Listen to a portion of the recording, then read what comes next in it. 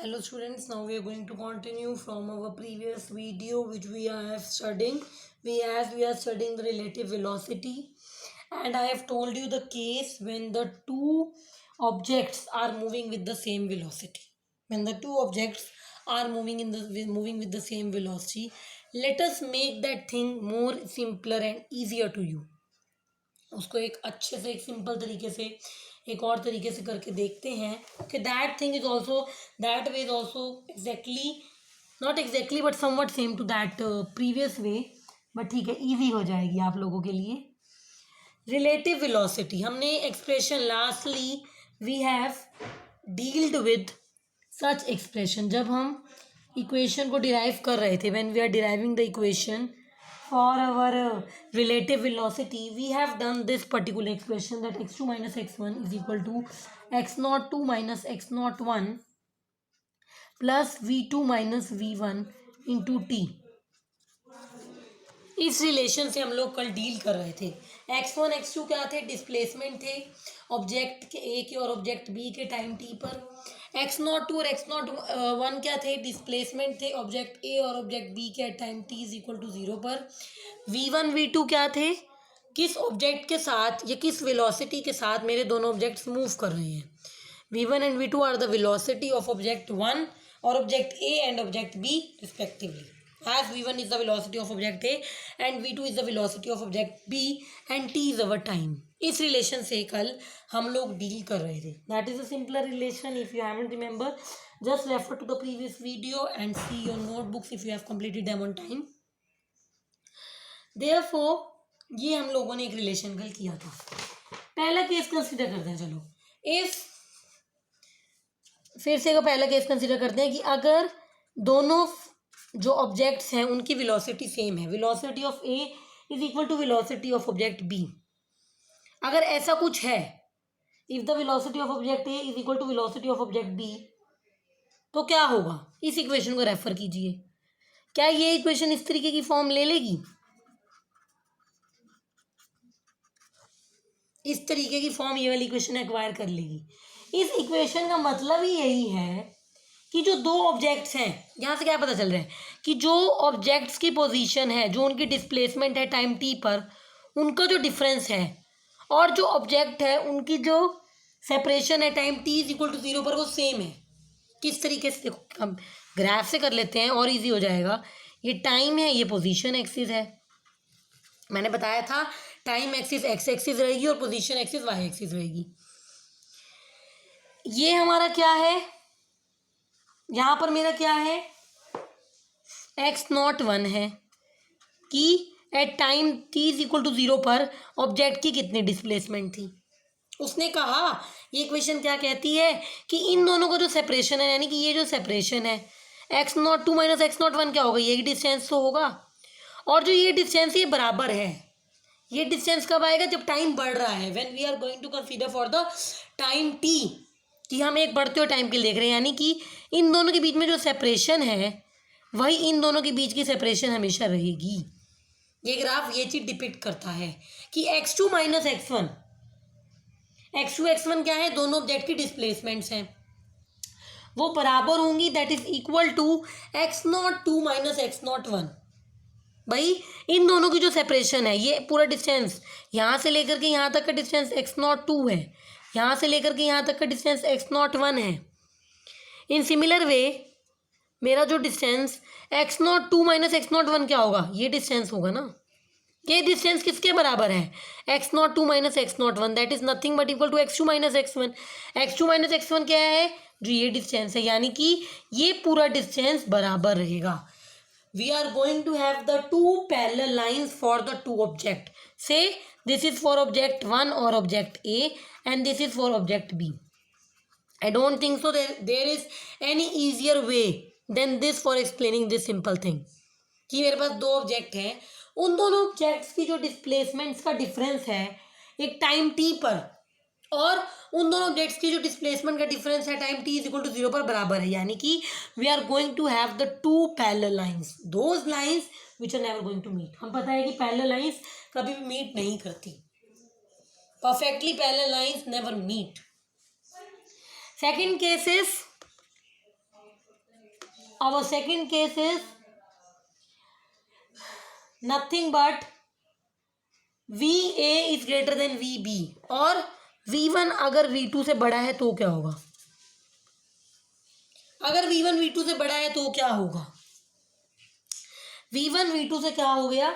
बड़ा हो गया, यानी कि फर्स्ट ऑब्जेक्ट की जो वेलोसिटी है वो बड़ी है और सेकंड ऑब्जेक्ट जो है वो धीरे मूव कर रहा है।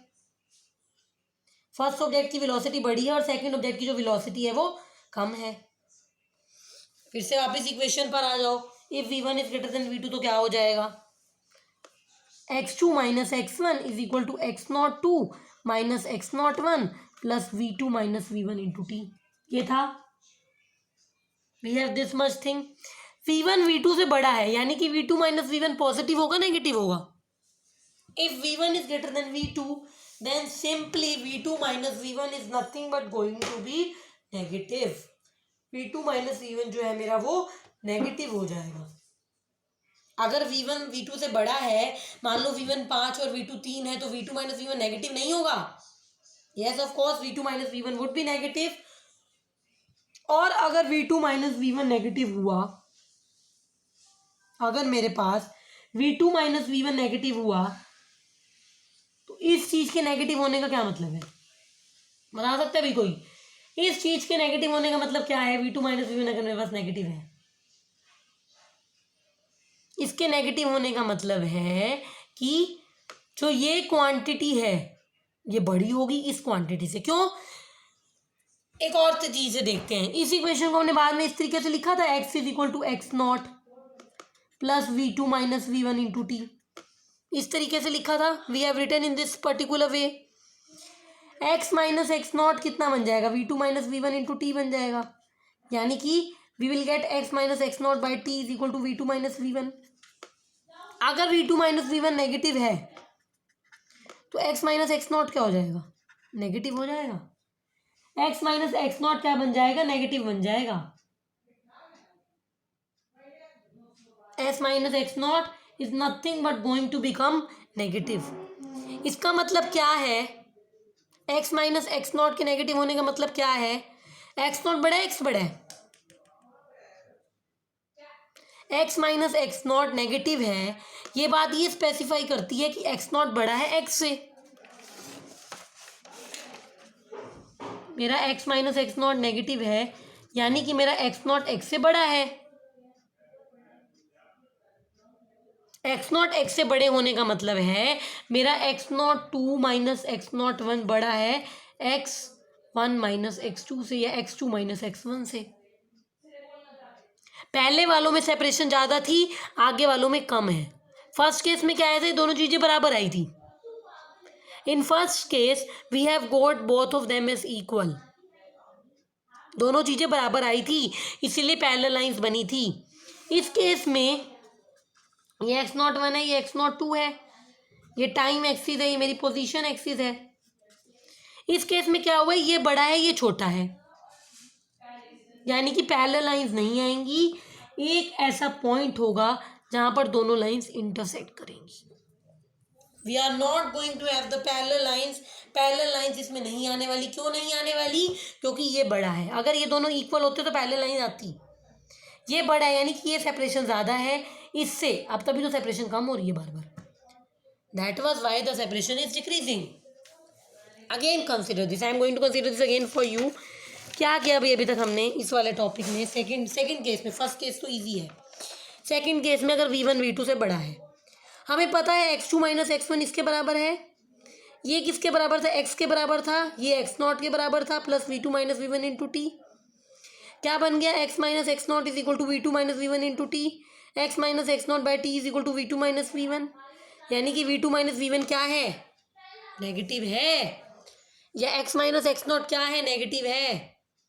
x माइनस x0 के नेगेटिव होने का सिंपल सा मीनिंग है कि ग्राफ पैरेलल नहीं आएंगी। We are not going to have the parallel lines. इस टॉपिक में भटकना मत, इतना मुश्किल नहीं है। थोड़ा सा अटपटा है बट मुश्किल नहीं है। तीसरा केस है भाई, अगर third case is if V2 is greater then V1। V2 V1 से बड़ा है। सेकंड ऑब्जेक्ट की वेलोसिटी बड़ी है फर्स्ट ऑब्जेक्ट की वेलोसिटी से। सेकंड ऑब्जेक्ट की वेलोसिटी बड़ी है फर्स्ट ऑब्जेक्ट की वेलोसिटी से, तो क्या होगा? पूरा प्रूफ करने की जरूरत नहीं है। अगर v1 v2 से बड़ा था तो ये आया था, अगर v2 v1 से बड़ा है तो इसका उल्टा आएगा, यानी कि x2 माइनस x1 बड़ा हो जाएगा x02 माइनस x01 से। पूरी डेरिवेशन करने का मतलब नहीं है, हमने अपने पहले वाले केस में बता दिया कि डेरिवेशन इस तरीके की रहेगी। अब x2 माइनस x1 बड़ा है x02 माइनस x01 से। ये मेरा x01 है, ये मेरा x02 है, अगेन ये मेरी पोजीशन एक्सिस है और ये मेरी टाइम एक्सिस है। ये छोटा है, अब बड़ा क्या है ये, यानी कि जो लाइंस हैं उनकी सेपरेशन बढ़ जाएगी, बढ़ रही है। पहला केस क्या था कि अगर दोनों की वेलोसिटी बराबर है, अगर वेलोसिटी बराबर है then we are going to have parallel lines, parallel lines मिलेंगी जिनकी सेपरेशन चेंज नहीं होगी क्योंकि दोनों चीज़ें बराबर थी।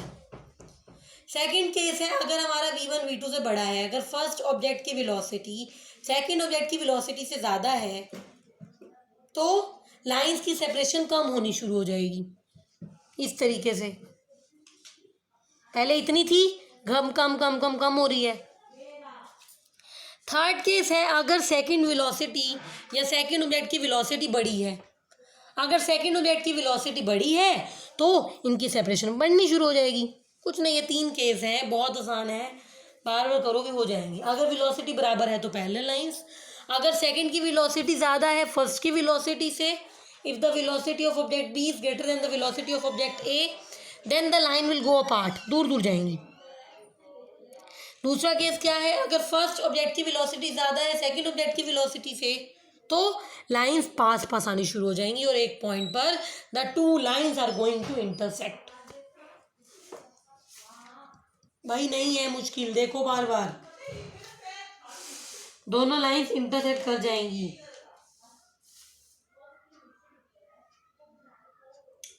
अच्छा, एक सिंपल चीज बताने की जरूरत नहीं है कि वेलोसिटी की ऐसा यूनिट क्या होगी। हम लोग कर चुके हैं वेलोसिटी की ऐसा यूनिट क्या होती है, भी जब टॉपिक शुरू किए थे उसमें आया था velocity, displacement, path length, distance, सब कुछ आया था। वेलोसिटी की जो यूनिट है वो होती है metre per second. In similar way चाहे वो वेलोसिटी ऑफ फर्स्ट ऑब्जेक्ट है v1, velocity of second object है v2, velocity of first object relative to object b है, यानी कि VAB है या VBA है, VAB है या VBA है। VBA क्या है, velocity of second object relative to first object, और VAB क्या है, velocity of object A relative to object B। कुछ भी है, इन सब में से कुछ भी है, सबकी यूनिट जो ऐसा यूनिट है या MKS यूनिट है वो मीटर पर सेकंड ही रहेगी। All are going to have the same unit, same MKS unit, that is meter per second. सबकी MKS unit meter per second ही रहेगी। From our next lecture we are going to consider for the very simple topic। ये वाले थोड़े topics difficult थे, एक आधा मैं मानती हूँ आप लोगों के लिए थोड़ा सा may be you found it tough. आगे वाला आसान है भी, अभी आगे इससे अगला नेक्स्ट क्या है कि एक्सेलरेशन क्या है और एक्सेलरेशन मोशन किस तरीके से होता है, क्या होता है, किस तरीके के उसमें ग्राफ बनेंगे। जैसे इसमें ग्राफ बने थे, एक्सेलरेशन वाले केसेस में भी ग्राफ बनेंगे, उस केस में कैसे ग्राफ बनते हैं, we have to consider that particular thing। उससे पहले we will try to start with vector। Vector उससे भी इजी है, पहले कोशिश करेंगे कि वो शुरू करें। we are going to start with the vector first and then we are going to start with the acceleration topic। thank you again, I am saying study hard, don't waste your time। Topic difficult नहीं है, बार बार करोगे आ जाएगा, नहीं है difficult. Simple से 3 case किए, अगर सेम वेलोसिटी से मूव कर रहे हैं तो पैरेलल लाइन, अगर पहले वाले की वेलोसिटी ज़्यादा है दूसरे वाली से तो लाइंस बाहर अपार्ट हो जाएंगी, डिस्टेंस बढ़ना शुरू हो जाएगा। और अगर दूसरे वाले की वेलोसिटी अगर पहले वाले की वेलोसिटी ज़्यादा है, v1 v2 से बड़ा है, तो दोनों लाइन पास में आ जाएंगी और एक पॉइंट पे इंटरसेक्ट भी करेंगी। Thank you, study hard again, good students, be regular with the lectures and videos.